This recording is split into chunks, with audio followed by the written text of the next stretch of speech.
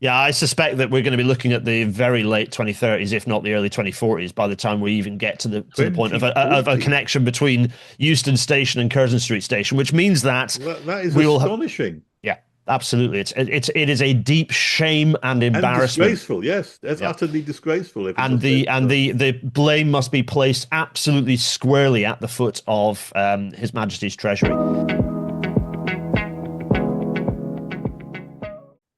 I'm talking today with Gareth Dennis, who is an award-winning railway engineer and writer. He hosts the weekly Rail Natter show and regularly appears on radio and television, giving experts' view on railways. He's the author of the best-selling book, How the Railways Will Fix the Future, and he's also the co-founder of the campaign for level boarding. So, Gareth, thanks for joining me today. Hi, Philip. Gareth, why do we have such a poor train service here in this country compared to, say, other countries that you see? Yeah, we rank fairly down, a good way down the list if you kind of look at the top 20 countries, by the measure which I think is most important, which is the number of people and things that actually move by rail versus other modes. So, we have good safety, we have good reliability, we have reasonably good punctuality and reliability, relatively speaking.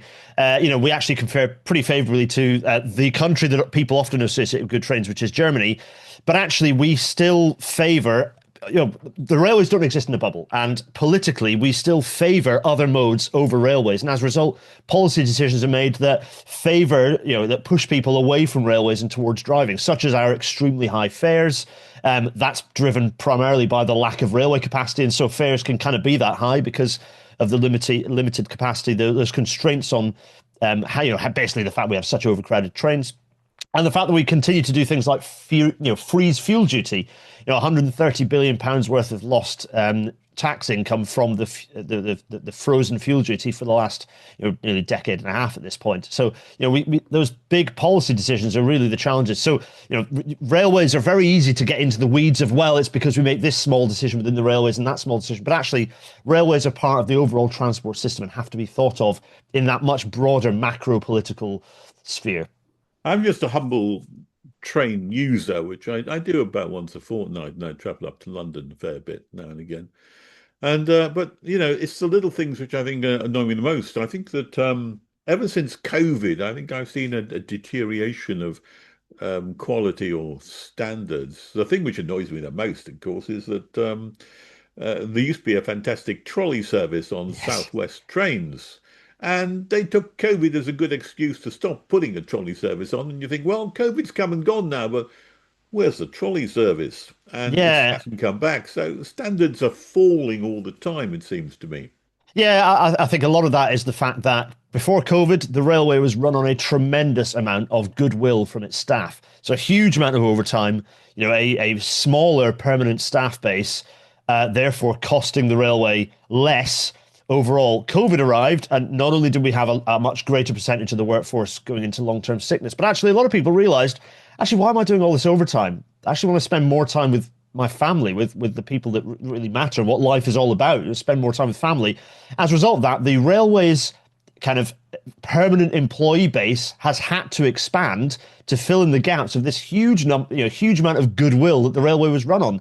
As a result of that, we've seen the railway get pushed into deeper and deeper austerity, austerity measures, cuts essentially, not just to trolley services, not just to the graffiti getting cleaned off Thameslink trains, not just to general levels of cleanliness or repair, to infrastructure as well, by the way, but also to services. We've seen services being cut. We're back to the bad old days of the 1960s, where the attitude is being, oh, well, to cut costs, we need to cut services, which we then spent 40, 50 years after those cuts in the 60s, realizing that that was the opposite of the right thing to do. And actually cutting, you cannot dig your way out of a hole. At some point, you have to build a ladder.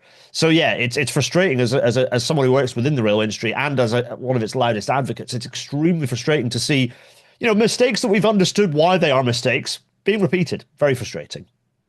Talking about mistakes, how do you view our flagship building train project, the HS2? HS2 system. At the moment, it seems to me, as an outsider, this is something taking way too long and costing far too much.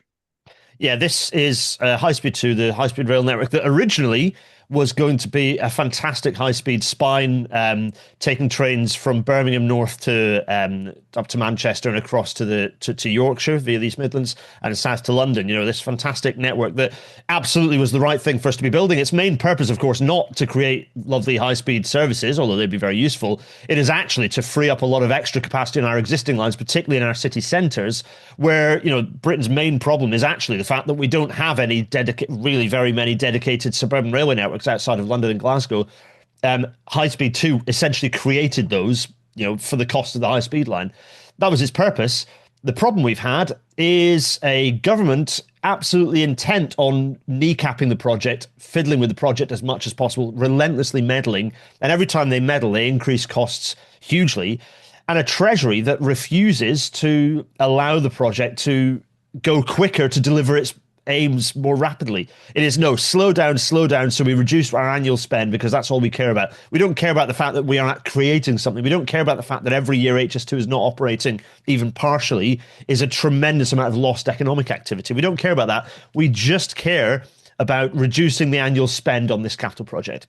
Yeah, no idea of its purpose. That's an understandable response when this seems to have been a country which is the most expensive in the world to build railways. Why? Well, it's an interesting. The main reason that Britain is useless at building railways at reduced cost is because we don't do it. You know, we don't do much of it. We have historically done very little in the way of actually building new railways. We have desperately tried to, you know, retain and run our existing network at an increasing level. The reason why the railways are so expensive to operate and maintain in Britain is because they are so intensively used.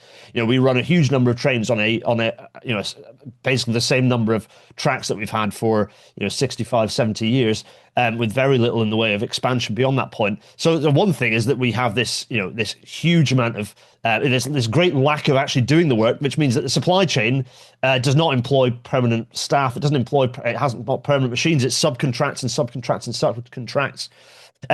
You know, so there's a huge additional cost in the supply chain there. Fundamentally, one gets the impression that if HS2 was set up to run in China, it would have been done and completed in a third of the time and less than half the cost, and be up and running now, you know. Well, that really gets to the heart of the problem, really, which is that Britain is a country that is completely allergic to having any sort of forward-thinking view about what it should look like, and also that our entire economy is built around landlords, around landlordism, around the fact that our entire country is a rentier economy. So if you fragment, as we saw with the privatized railway system, the franchise railway system through the 90s, if you atomize a system, whether that's the construction industry, whether that's the railway industry, atomize it into as many bits as possible, because that is perceived by, you know, the great economic and political thinkers that Britain has, using rabbit ears around the great there, that if you have as many pieces as possible, that creates more economic activity. It doesn't. Even in financial services terms, it doesn't. But when it comes to actually physically delivering public services or physical infrastructure, all you're doing is making it almost impossible to physically deliver that infrastructure, because every interface has lawyers, has commercial interfaces, risk, insurance, huge complexity. Whereas if you, as you see in mainland Europe, Spain, for example, you have much larger contractors that have a permanent employee base.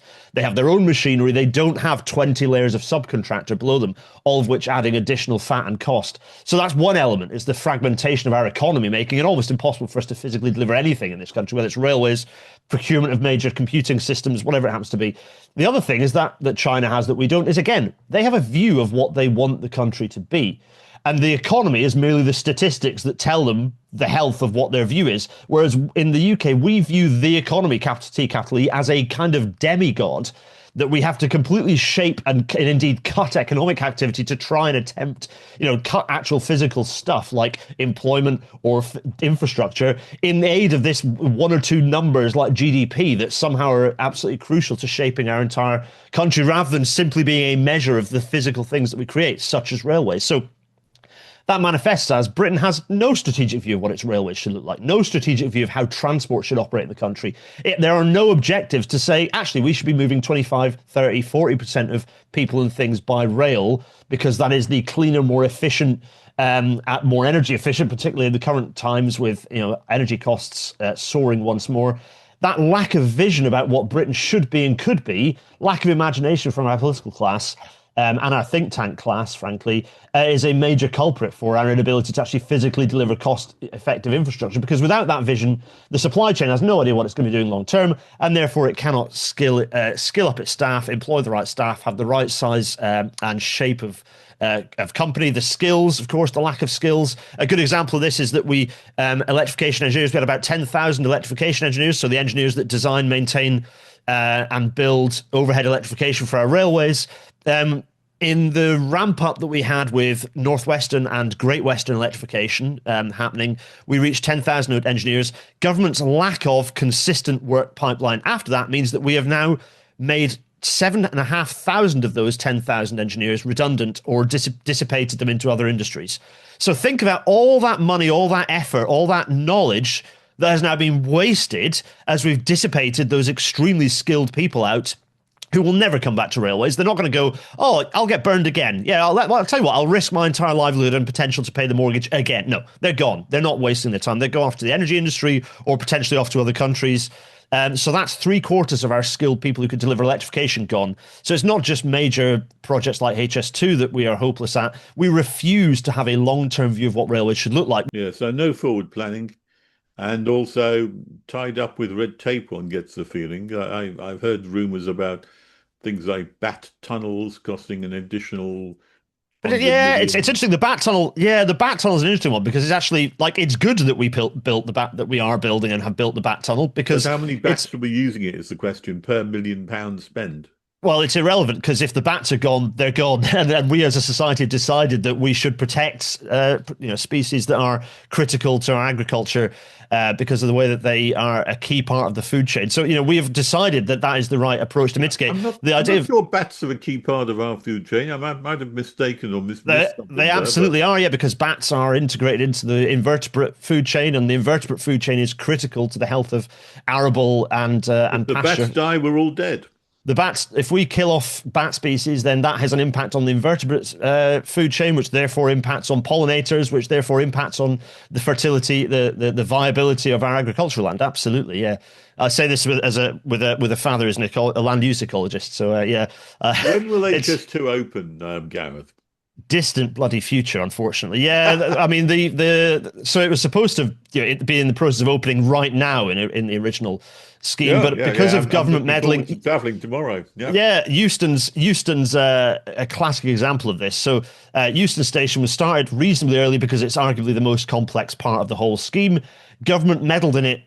It now has changed plans twice over, each time incurring hundreds of millions of pounds of additional design costs because a station doesn't manifest itself out thin air, and also adding billions to the cost of actually constructing the project. So that Euston alone is now being delayed frighteningly close to the 2040s at this point. I remember 5-10 years ago, we got promised a new Euston station with a whole pile of extra platforms coming up on one side, and on top of that, my favorite bit, the return of the pillars, which used to be there in the very old days, but I've seen no sign of anything like that every time I pass through Euston.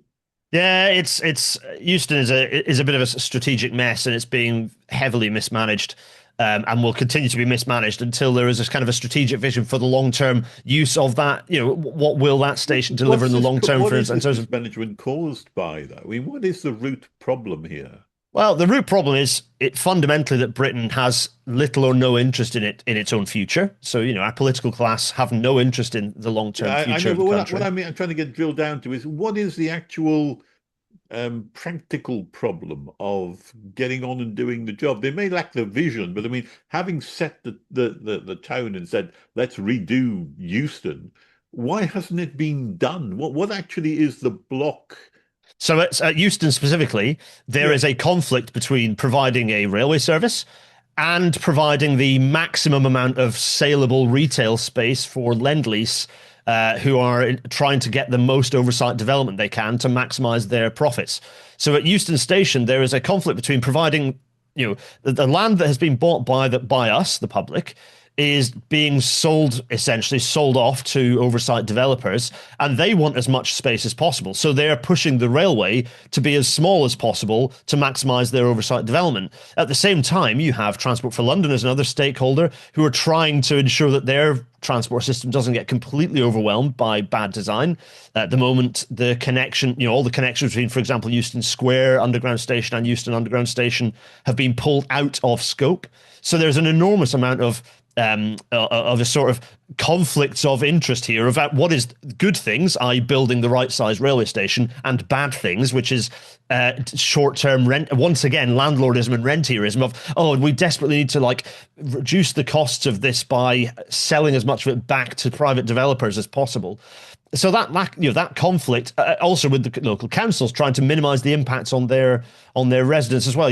Those conflicts are resulting in almost a kind of an impasse. A rock and a hard place. Lend Lease want more space to put towers, and not enough Indians, so to speak. I mean, what you're describing is, back in the old days of the Victorian age, they just had one great big guy like Brunel who would just push something through. It's this. Well, it comes back to that leadership piece, the strategy piece. Fundamentally, there are kind of four things that you can do right now to improve the delivery of major rail infrastructure like HS2. The first is, in the case of HS2, the first is strategy. Actually have a strategy. Actually commit to, and in a way that politicians cannot then meddle with, commit to the whole high-speed rail network that Britain needs based on long-term needs. So you actually commit to, there will be a high-speed line between this city and this city. We don't exactly know what it looks like, but there will be a high-speed line there, and we will get around to funding it. Not the maybe we will, maybe we won't. Just commit. There will be a high-speed line there because we need it, because Britain needs it. At that point, you can then scope the project correctly. So the next change would be splitting the project into much smaller chunks that can actually be managed and delivered. Not, 12, 15, 20 billion pounds worth of massive civil engineering in a contract that simply is impossible to administer, so that a human could not read from start to finish before, jumping in their grave. Actually, by having the long-term plan, by having a map with lines on it, you can then split that into much smaller chunks of scope that can be managed as separate projects. The third then is that you create the scale, the pipeline of work, enabling the supply chain to retain skills and bring down costs. So by having that long-term commitment of, we will continue funding high-speed rail to basically a nominal number of billions a year until that map is being completed, the supply chain can then shape itself into the right shape so that you have the skilled people to deliver the work. And then the fourth is that the government needs to intervene in the construction industry to kind of obliterate the complexity of subcontracting. So there needs to be a consolidation in the construction industry, and to some extent you can achieve that by having this longer term pipeline. But to a secondary extent, government needs to look at its procurement laws and actually start managing the level of subcontracting and forcing construction industry big players, those big contractors, to consolidate and to stop relying on so much contingent labor. So if you do those four things, there is the opportunity to actually get ahead of this. But we haven't got that. So come back to my question. When do you think HS2 will open? Yeah, I suspect that we're going to be looking at the very late 2030s, if not the early 2040s, by the time we even get to the point of a connection between Euston Station and Curzon Street Station, which means that that is astonishing. Yeah, absolutely. It is a deep shame and embarrassment. And disgraceful, yes, that's utterly disgraceful. The blame must be placed absolutely squarely at the foot of His Majesty's Treasury, because it is Treasury and their absolute fixation on essentially being middle managers and accountants, rather than talking about economic growth and the need to expand our ability to move around in a sustainable and efficient way. That is the problem. Their inability to go, actually borrowing money for the future is a good thing. Fiscal rules are a shackle on the economy of Britain. And the sooner we shed them and start planning for the future, the better. Everybody borrows for the future for infrastructure projects, including me. Everyone who's got a house of their own, that wants to have a mortgage. That's the way it works. And Exactly. And the benefit that the UK state has is that we print the money. So we owe the money to ourselves. So there's no real limit on our ability to borrow other than our physical inflation. capability to actually inflation. But inflation is impacted by having a functioning economy. So if you cannot, you use tax to limit the inflation, of course, but also, basically we are limited by how much we can actually physically build in terms of our access to materials and human resources. So, we're never going to be able to spend beyond our means. If we are spending on actual physical stuff that has a useful output, if we're investing in, if we're investing in AI data centers that have absolutely no useful output, then that starts causing problems in the long term. One of the other things they've announced is the reduction of speed on HS2. One of the things about HS2 was the H bit, the high Yes, speed, quite. and they want to reduce that down again to save more costs. What do you make of that? It won't save a penny. It's a bizarre kind of political red meat story that has absolutely no bearing on engineering costs whatsoever. You will not save a penny from Well, reducing the wait a minute. speeds of I think the HS2. argument is, if I remember it correctly, by reducing the speed, you can use the old lines. You don't have to upgrade them, and therefore that will save costs. Yeah, I don't think that is the argument. I think the argument's more around the testing processes for the new trains and the new trains fleet. But no, it's. I mean, certainly, if you're talking about getting rid of high speed lines and using the existing line, that's not a cost saving. What that does is nothing. That just leaves us in exactly the position we're in now, because that's why HS2 needed to be built, was because our existing railway is completely saturated, unable to be upgraded or repaired because it's so busy and incapable of carrying the traffic it needs to, including freight. So yeah, no, it needs to be the new lines. The idea is that it reduces the costs of the new lines, and that is simply not true from an engineering perspective. It's also depressing because we're talking about reducing the speeds down to what high speed lines were being specified for in the 1980s. Like, this thing's opening in the 2040s. Are we really building Are we really using standards from 60 years ago and thinking that that's exciting? It's deeply depressing when China, Spain, other parts, France as well, are looking to 320, 340, 360, even 400 kilometers an hour as Yeah. their target speed for new infrastructure. The idea that we're pulling back from 360, which was an ambitious but entirely achievable speed, down to 300, which again, 1980s specifications for high speed lines were built to 300 kilometers an hour. What a depressing and damning state of affairs, frankly. And again, to save nothing, all that is a political, it's a look how sensible we are. We're doing the sensible thing, being led by people who have absolutely no understanding of the engineering and the operational implications. Of course, reducing the speed will actually increase the cost because you need to buy new trains, which means you need to have larger, you need additional trains. Sorry, if you have a slower speed, that means you need more trains per hour to run the service, which means you need a larger depot, which means you need more trained staff. There is a potential that they might use the argument of reduced speeds to change the track construction type from slab track, continuous concrete slab, back to ballasted track, a bit more like people are familiar with the kind of the sleepers sat in stone. Yeah. The cost implications of that are absolutely enormous because slab track is essentially fit and forget. Ballasted track at those speeds requires constant maintenance and will require the reinstatement of multiple kind of engineering sidings up and down the line, with each of the connections of those sidings requiring high-speed capable switches and crossings, which each one of those is multiple millions of pounds. So actually, it's one of those, someone has seen a spreadsheet with a line item in it and gone, "Oh, I can reduce the cost here," without having any understanding of the cascading Well, I was implications going of to say, that change. one gets the feeling that our politicians with their PPE degrees and very little engineering knowledge and seems to make the decisions based upon little more than, well, lack of understanding, maybe. I You, mean, you might, we've got our Prime Minister in waiting, Andy Burnham, who is meant yes. to be coming on board, and he's expressed some positive ideas about HS2. He wants to extend it all the way back up to Manchester again, Uh, because I think he's in love with Manchester. He wants to actually move number 10 up to Manchester as well, from what I understand as well. What do you make of that, Andy Burnham's ideas on So HS2 to my, go? my my fear with Burnham is that he is essentially Keir Starmer with a northern accent. I suspect as soon as he is within proximity of his old friends at Treasury, because of course that's what his original political experience was within Treasury, all of his big talk about delivering major infrastructure will disappear into thin air. He is, as mayor of Manchester, he is, well, he's not done a huge amount, frankly, but he has facilitated a much greater a more positive discussion about major infrastructure, whether it's urban or interurban infrastructure. Whether it's actually whether he's actually achieved any of that is another thing. But in terms of changing the dial, he has talked a lot about the need for much better intercity links across the north of England. Rightly, he is absolutely spot on that. I've given evidence in Parliament alongside Burnham, and he knew his stuff. He knew his onions. The trouble is, as soon as you become wrapped into the Westminster core, proximity to Treasury and all of what they believe in or don't believe in, that just gets stripped away, unfortunately. And so all of his big talk on infrastructure, I absolutely do not expect to see any of it come to fruition. Remember that in the run-up to the 2024 general election, there were big promises on infrastructure from the Labour government, all of which have evaporated into thin air. So I don't hold up much hope, unfortunately.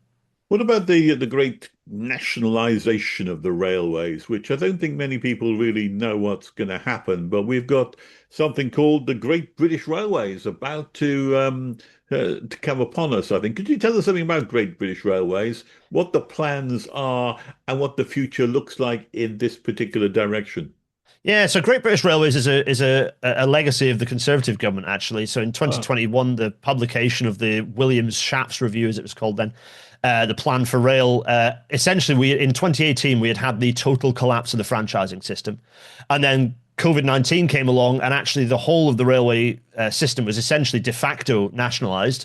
And indeed continues to be de facto nationalised to this day, sort of undermining some of the big claims that we've seen from the current yeah, I government. mean, my Southwest Railways don't seem to be operating in the way that they used to in the past. I think they've been taken over. Southwest Railways has been in kind of public ownership for a fair old while now. I think it's a year and a bit now. It's been in public ownership, and there'll be little change, to be honest. So the issue, what the plan here is basically, the railways previously were completely atomised. So you had an organisation, a public body that had originally been privatised, that was now nationalised after a sequence of fatal crashes, called Network Rail. They own the infrastructure and manage the infrastructure, and you had a lot of individual, tens of train operating companies that basically didn't even own the trains. They put staff on trains that they leased from other companies, the train landlords, the Roscoes as they're called, the rolling stock operating companies. So you can see this nebulous mess of interaction. In May 2018, the whole lot collapsed. We had the huge timetable failures because we had unskilled infrastructure, so we couldn't build enough tracks and electrification to run the new trains, bought a whole lot of new trains that then didn't work, and we had a shortage of drivers because we'd also been unskilling and pulling those levers of staff numbers as well, and the train operators. So the whole lot collapsed. In the aftermath of that, we had this review, and it suggested reintegrating track and train, as they say. So What a reintegrating. surprise. Yeah, exactly. Reintegrating it closer to what they always danced around the idea of, wait a minute, it actually was running extremely efficiently in the early 90s under British Rail. They always danced around that fact, but basically saying we need to reintegrate the railways much closer to what they were when they were fully nationalised under British Rail. Now, that has sort of been happening, but the real shape of it under the current government, it seems more like it's a branding exercise than a material structural change to the way that the railways function. And most crucially, it's all very well fiddling with the structure of the industry, but the railways require, rightly, massive investment. They require investment not just in the future and the capacity and high speed 2 and all of what we just discussed, but also a lot of money in terms of climate resilience, in terms of reliability of a lot of assets that are reaching the life expiry, particularly earthworks, actually. The mud on which the railway sits is reaching the point where climate change, extra traffic, and the fact they've been there for 150 years is pushing them to their limits. And the cost of that is increasing as well. We have an aging fleet of rolling stock, all these things. The railways require investment. Accessibility is a key problem on the railways. We have an extremely poor relationship with accessibility, and of course electrification as well. And our signalling systems are, a little bit tired and require rejuvenation. That's been happening too slowly as well. So the railways rightly require investment. This is all good investment, by the way. This is all good kinds of investment that create really good high-skilled jobs, diverse jobs spread across the country. So this is good. It's a good way to do kind of Keynesianism, is to invest in the railways. However, this government is doing the opposite of that. This government is continuing to actually push further austerity measures onto the railway industry, and therefore is severely limiting the industry's ability to do anything different under nationalisation. In fact, my fear, of course, it's also nationalisation with big rabbit ears, because it isn't necessarily a big pure return to British Rail. As I say, Great British Railways is a bit of a branding exercise, and we are still seeing lots of kind of internal fragmentation. We're still seeing a strained relationship between the central core of the organisation and the relationship with the city regions. With the various devolved authorities in Scotland, in Wales. But also the cities as well, the kind of the autonomous strategic authorities. So these relationships, ultimately, without investment, nationalisation is going to end up being something that people associate with the railways getting worse, not better, and that is what bad. will be the effect to the ordinary guy on the street who's taking the train every now and again? The coming together of track and train, the kind of this renationalisation, what will it actually mean for people travelling? Will it be, for example, cheaper train fares? Can we expect that? Or can we expect greater punctuality? What is the actual experience for people? So in terms of punctuality, is a nice example, is that the things that improve punctuality are things that the railway has been doing already quite a lot for the last decade, which is better integration between those operating trains and those operating and maintaining and managing the infrastructure. That's already been happening. So, the GBR will make little to no difference to that. It might help smooth the gears on some of it, but the reality is that's stuff that we could have been doing already.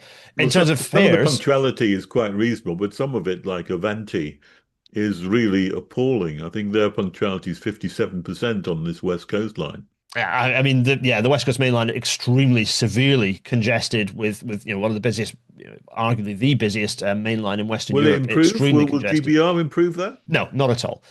Because and this comes to the ticket fare, the fare price as well. Is that the reason fares are so high in the UK is for the most part because we have a saturated railway where we are running as many trains as we can on each stretch of track.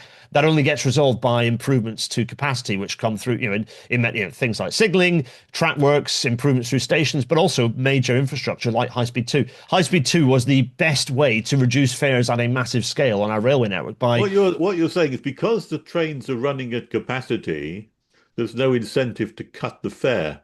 Yeah, Because exactly. if they did cut the fare, they would encourage more people to come on the trains. But You'd, they're running at capacity. There's no point in doing that. Yeah, we've seen this in Germany. It's very important when we talk about railways to not just keep our blinkers on and just think about the UK. It's seen in Germany with their Deutschland ticket, very successful, €49 monthly pass for all public transport and almost all trains. What we've seen across Germany is the exposure. I mean, we should be doing that in the UK for starters. But again, Germany gives us an idea of what the result would be, which is that you have a situation where the sizable railway network that Germany has could not cope with the increase in passengers and has really struggled. And you've had severe overcrowding, impacts on punctuality, on reliability as a result of that. And that's because the CDU for decades before, up till a few years ago, had invested very little in Germany's railways. And as a result of that, the consequence is that the railways cannot cope with that latent demand. Britain is in exactly the same position. If we did reduce fares, which we absolutely should be, there are some lines where you can kind of do that without necessarily there being a massive impact. But most of the network, if you reduce fares significantly, even for example, by getting rid of all peak fares, like has happened in Scotland, a good move. If you did that in the rest of in England, for example, the overcrowding would reach dangerous levels and would impact on reliability, which would increase, and so on and so on. And the issue with, we run as many trains as we can on most of our railway. That's the challenge, is that for the most part, we are running as many. You can't just simply buy new rolling stock and add it in. At the moment, for example, I travel from Wareham to London.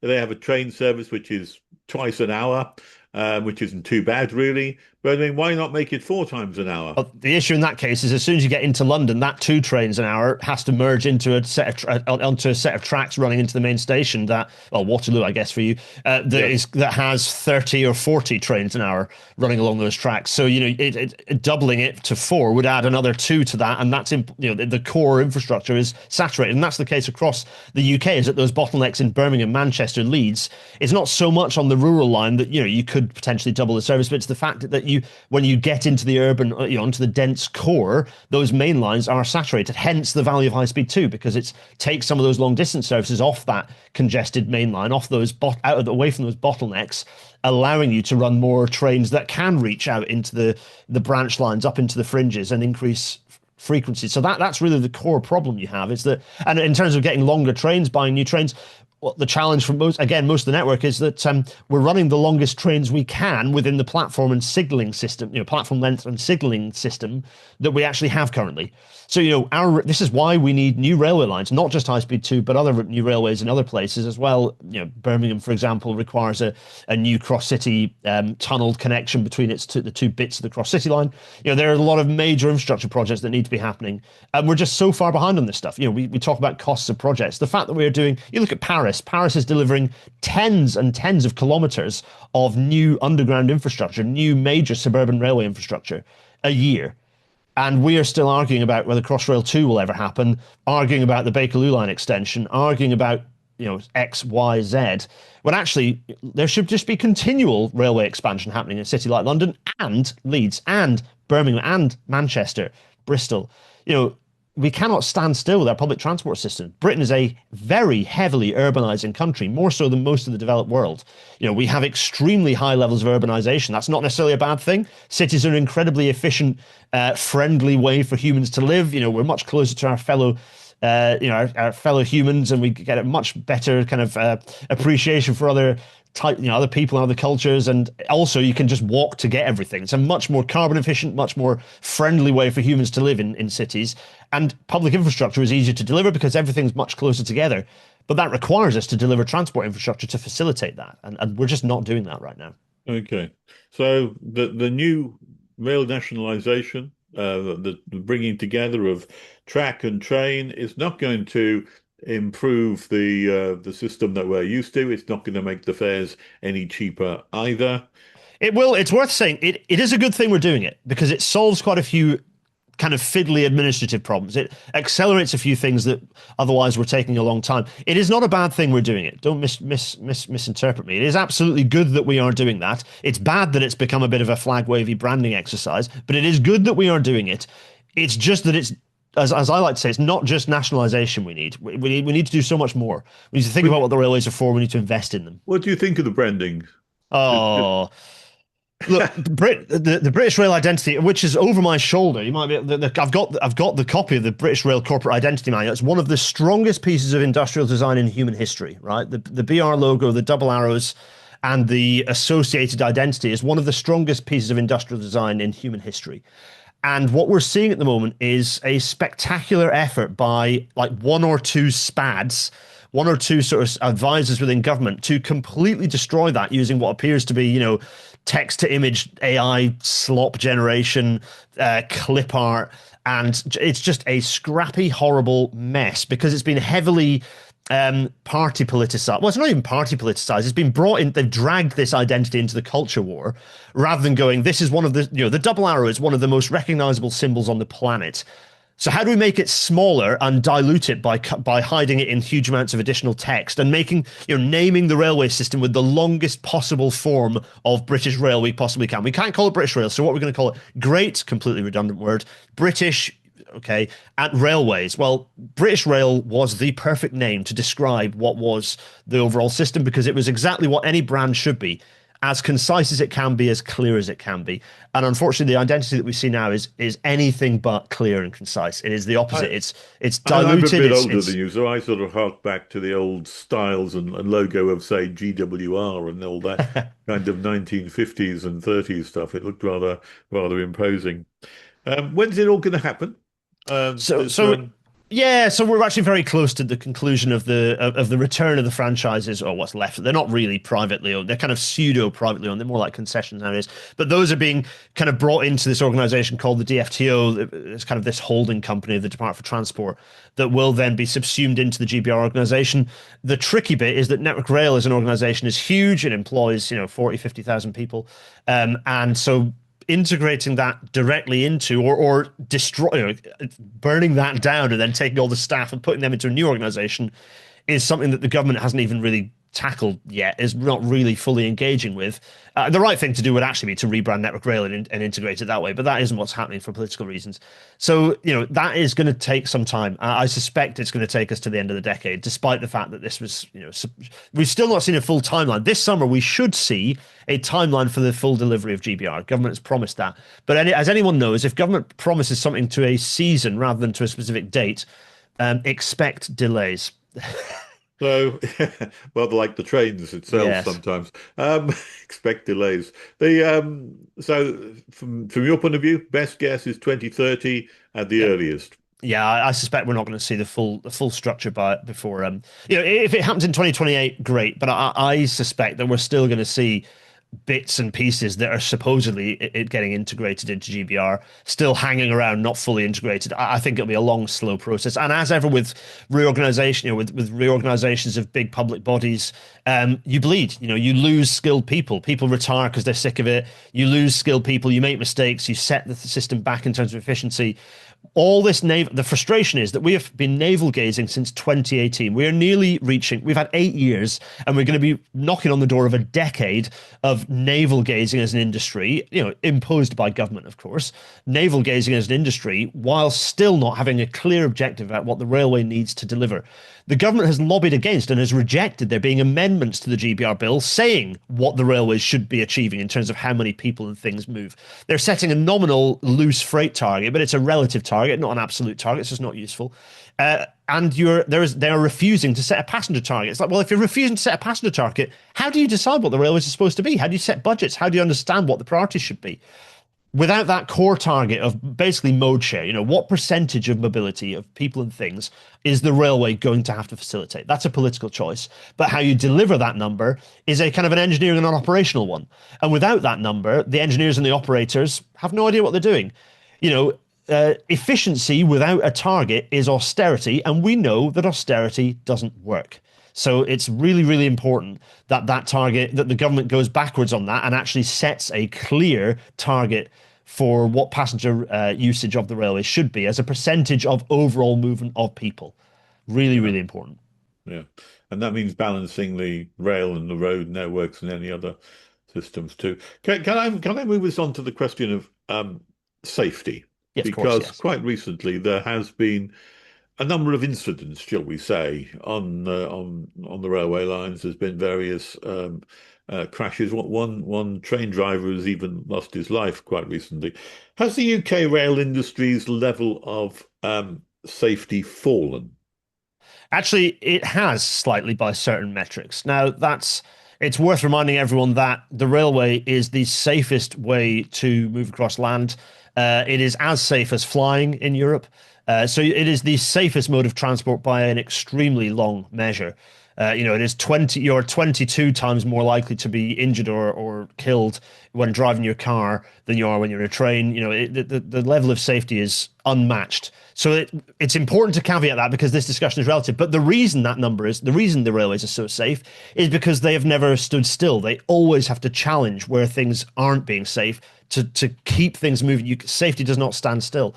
And the issue we've had is that given this decade of navel gaze, 8 years of navel gazing that I've referred to, given the fact that we are in a situation where the railways are having austerity pushed on them, reorganizations pushed on them, the focus on safety has perhaps not been quite where it needs to be. Now, there are a lot of people that I want to make very clear. There are a lot of people who put a huge amount of effort into making sure that safety is absolutely first and foremost. But there are a few metrics by which safety is actually declining a little. Not all of them. There are others where safety continues to improve, but we have seen some worker fatalities. We have seen fatality of passenger at Tillerdig in 2024, and then the death of driver Sean on the East Midlands train last week, appalling, or the week before, appallingly, south of Bedford. Safety. What's your view on the Bedford crash? Because I've heard a report recently, maybe it was today or even yesterday, that there had been a recommendation that that particular place should have had an upgrade of the signalling area, and that was dismissed by rail Yeah, that people. Telegraph article looks to me. I don't know the ins and outs of the specifics of the query, but that when I read that Telegraph article, it seems to be just quite substantially misinterpreting the way that process works. There are questions that I think will rightly be raised about why the UK stopped rolling out the signalling protection called TPWS, which was sort of Yeah. the upgrade to the 50s era signalling protection This system is we'd where had the and have. trains automatically are are brought to a stop. stopped Yes, if exactly. they So go past the we've red light. Is that right? yes, exactly. So that's exactly that system is Now, called we TP. have a very, very small percentage of our railway on that system, don't we? We do well, not a very small percentage, but relative to the total number of signals, it's a small percentage. But what it did was get rid of 95% of risk on the railway. That Yeah. system. It was a spectacularly successful and rapid rollout. It was we just talked about doom and gloom and our inability to deliver things. TPWS is an example where we went out and did something very quickly in a very short space of time, and it made a massive difference to safety on So the why is railways. it stopped? TPWS, huge success. And it was stopped when it reached the point of here, basically there was a risk assessment on every single location where there is a signal or a speed reduction or an end of track device. Almost all end of track device, buffer stops, almost all junction signals, almost all, kind of high speed restriction change, so where the train has to slow down quite dramatically, got TPWS, and the risk assessment sort of said, well, beyond that, the risk is okay. The trouble with getting rid of 95% of risk is that the 5% becomes 100%. And if you have a situation where the traffic since the 90s, when that risk assessment was established, the parameters of that risk assessment were set, the traffic has increased substantially, meaning that 5% becoming 100% accounts for a huge number of trains. And the promise has always been, well, TPWS is the wrong solution to roll out now to a whole, almost a whole generation of a whole sweep of new of kind of, if you like, a whole extra band of risk assessment, because we've got this new signaling system, ETCS, coming. We've got this new signaling system coming along, which itself has been tremendously delayed and delayed and delayed, leaving this gap, if you like. I think it's a situation where passengers, I would Why has imagine, it been delayed? expect Why that is they are traveling on a ETCS? train that can stop, that there is more than just a reliance on the driver for safety. Yeah. And that is not the case at all signals. And that's absolutely been acceptable in the conditions that they were in the 90s, where as I say, TPWS got rid of 95% of risks and has made the railway substantially safer. But as we say, if you get rid of all those risks, then all the remaining risks are inevitably heightened when traffic therefore increases. And True, that's but I something I mean, think we'll be looking at more closely. in a situation where the train driver himself gets killed, clearly there was something amiss there. It wasn't just kind of a renegade driver who was committing suicide. He mustn't have seen what was coming at that particular point, one would assume. Well, I can't the RIRB will be investigating that, and we just Okay. don't know exactly what happened in that cab. We don't know. What I can say is that there is never driver error as a singular cause doesn't exist. It just simply does not exist. There is never a situation where a crash is the fault of a driver. It will always be the driver. If there is a driver error of any kind, and there's no comment to whether that is or is not the case here, where there is a driver error, that is because of a wider failure of the system, whether it's a signaling system, whether it's a fatigue management system. But it can be driver failure. I mean, I've got a memory that goes back as far as the Moorgate train crash thing, where a guy drove into a tunnel which had a dead end, but he kept his hand on the dead man's handle and just crashed straight into it for whatever Yeah, reason. but again, that's a failure of the design of the train. That's not a driver can do that for whatever reason, but that's a failure of the protection You're saying the systems of driver relying shouldn't on a be single able to do driver. that. So it's a situation where there simply is not such a thing as driver failure. Right? Well, there we go. We've explained it. Problem solved. There are So, always so systemic a failures system behind should it. be in place which prevents drivers from even Exactly, and deliberately. they are. TPWS is a good example of a system that does precisely that. ETCS is almost a step up from that, where there is a constant So protective why bubble is around the that? train. Why has that been delayed? That system. Well, it turns out that it's immensely complicated with a railway system as congested as ours. It was a system that has a series of standards defined on mainland Europe, where they have more railway than we do on their corridors, and so perhaps less density of service. So it's also just quite complicated when you have as fragmented a railway organisation as we do. We have so many different bits of railway organisation that delivering it within the fragmented, if not atomized, railway industry of Britain is extremely complicated. It's a classic example where if you've atomized the rail, if we had British Rail, if we had British Rail as a single organisation delivering rail services, It the would have been delivery of done. ETCS would have been substantially quicker. Okay. What about the is it Horton rail crossing crash? Any thoughts on that? Uh, None at this point. No, I'll yeah, incidents that happen at level crossings Best are best to leave that to the yeah, I'd say best investigating leave that people. one. Yeah, I Okay. think it's What about also we've had hot weather, and we've been told that the rails are buckling and therefore we need to slow down. What's your comment on that? Yeah, heat is a major impact on the rail. It's not just in terms of buckling. That's the classic thing people think of is, the heat expands. Well, I had a piece of paper actually I was using to explain, the rails are a single thin piece of steel. When Yeah. steel gets hotter, it expands. And so, it buckles. Expansion means that you Yes, get well, a we've got compressive force that expansion buckles. bits when the train when a train goes over the railway, it goes ka-dunk, ka-dunk, Not ka-dunk, anymore, it ka-dunk. doesn't. Not anymore. In Well, the they used to past, do that anyway. in In the the old past, days, we you'd would be able yeah, to it's a common, calculate how yeah. fast the train was going because of those ka-dunk, ka-dunks. Yes. But not anymore. 60 Okay, feet but apart. there are gaps, Yes. aren't there? There are expansion gaps. No, actually. So in the No past we had expansion gaps. expansion gap. No, so in the past we had expansion gaps. So every 60 feet, every 18.28 meters, you'd have a gap. You'd have a joint. You'd have two fish plates either side, and each one of those joints, of which there could be hundreds in a length of, in a given mile of track with multiple tracks, each one of those had to be maintained very carefully to make sure that you maintained that expansion gap. So when it was winter, they would be fully open. When it was summer, they'd be potentially closed right up. As soon as they close up, they're useless, of course. And the challenge with those joints, well, there's multiple challenges. Huge maintenance liability, but also they had a habit of disintegrating in traffic. And the Hither Green crash of 1967 resulted in a lot of fatalities and a realization that jointed track was useless for modern railways. And actually, it's very bad for buckles. So actually, jointed track like that with those expansion gaps is the majority of buckling failures in the UK happen in jointed track. So what we've done is rather than having jointed track, we have what's called continuous welded rail. So what we do is we take those rails, they're long strings of rails, hundreds and hundreds and hundreds of meters long, welded together. What we do is we actually take the rails, we pull them together. So we leave a set gap based on the ambient temperature at construction. We pull them together, we weld them together. In welding them together, you actually create a constant tensile force within the rail, which means if you've got a constant tensile force, the heat increases. What you're doing is reducing the tensile force rather than increasing the compressive force. Okay, Up right. to a point. So that balance where you go from reducing a tensile to increasing compressive is the stress-free temperature, as we call it. The process of welding the rails is called stressing. That stress-free temperature in the UK has historically been 27 degrees Celsius. That number is being acknowledged as probably too low given the shifting climate in Britain. And so we're now starting to see 30 degrees used in locations. We're seeing a slightly more dynamic approach to that stress-free temperature.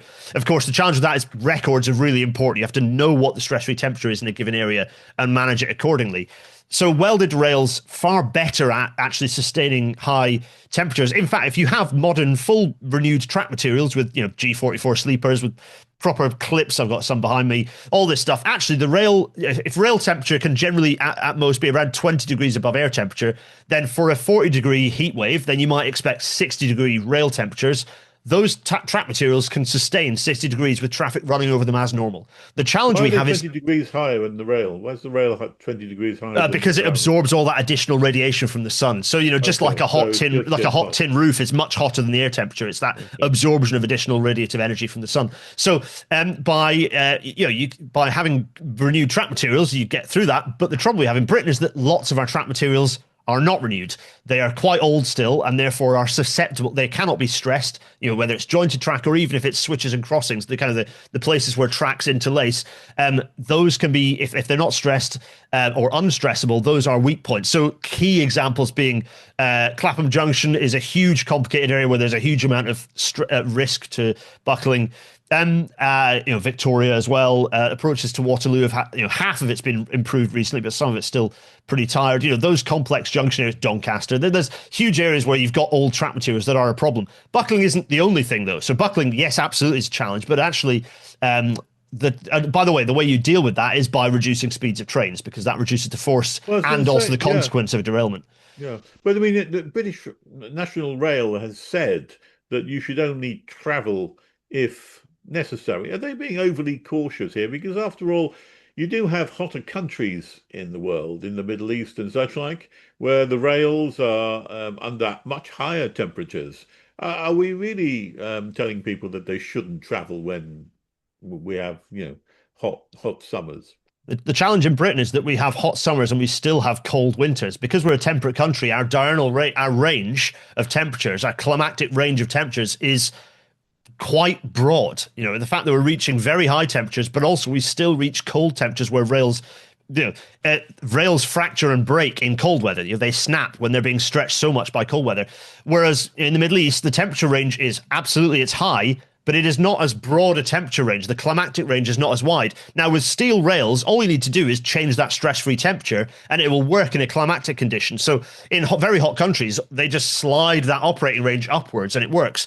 In countries like Canada, where you have a broad climatic range, other parts of the world where the range is even broader than the UK, they have to re-stress their rails twice a year. That's very labor intensive, and it's an unavoidable truth if we have the wide climatic range. Britain is in a situation where we are just on the threshold of being able to just about have our cake and eat it, in that we can choose a stress-free temperature that works for the most part if we have good track materials, up to the high temperatures we have, without undue, without unnecessary levels of snapping rails in cold weather. So we were just about on the cusp of that, but the changing climate pushes that further and further. And if we get more and more hot days, that equation might shift, and we might find ourselves a bit stuck because of that breadth of climatic conditions. So no, it's not the case that other countries magically do better than us with this. If, for example, in the heat wave in 2022, there were lots of trap buckles across Europe. Spain was having trap buckles, a country that is much warmer than we are. Again, just because it's the climate range that it's the challenge for track materials like this. There are other challenges, of course, as well. Air conditioning units on trains and in stations and in signalling centres that allow the staff to actually run the railway. That air conditioning can only cope up to a certain level, and lots of our trains have air conditioning. Trains built up to the mid 2000s even have air conditioning that's barely able to cope with much more than 25, 30 degrees, let alone 40-degree air temperatures. Our newer trains are better able to cope, but there are lots of other challenges, whether it's buckling rails, whether it's sagging overhead electrification. The railway is being pushed harder and harder by climate change, and the reason why you have advice not to travel is the same as it is for other people. When you have a red warning, it's not just for trains, it's for everyone. When we have these high heat conditions, the risk of going outdoors, the risk of being out on the move and getting caught in the heat are significant. And so people should think again about whether they make their journey or whether they stay at home. That's not just because of railways, it's just at large. High heat is extremely dangerous. So in other words, this advice of only travel if necessary is not due to a safety issue in terms of track and buckling. It's due to overheating within the compartments. Exactly, yeah. It's also the case that there is more disruption to journeys because we're putting in contingency timetables to manage those areas where there is a higher buckling risk. We'll run a slower timetable. We actually have those timetables sort of ready to go on, so they're kind of as a contingency. They can be rolled out quickly on days where there's an issue. So that means that also there'll be more disruption. So if you want to have a less disrupted journey, it's better if you can avoid traveling. If we can reduce the number of people traveling on those emergency contingency timetable days, then that helps make sure that everything works. But yeah, the risk to air conditioning comfort, which is a safety issue, but not necessarily like a train crashing safety issue. It's a safety issue of people fainting or having health issues on very, very hot trains or in stations or on their way to stations. We're coming to the end of our talk, Gareth, unfortunately, but it's been interesting on trains. But let me ask you one last question, if I may, and that is, in your role as advisor and expert in this particular field, if you could, take the reins of government yourself and implement, say, one thing which would maybe make the trains better and more convenient and operate better for ordinary people like myself, what would be your first recommendation, or maybe your second as well? What do you need to really get right here as a first priority? So the first thing I would do is set a national target for mode share of overall mobility for railways, because why would that work better? Because doing that would essentially force the hand of government to fund the railway to achieve that target. It's probably why the target hasn't been set. If the government sets that target, they then create a situation where the industry has to create a structure and a plan to deliver that target. So that's one policy that would have a massive cascading beneficial effect across the railways. Either. No cost to actually create the number.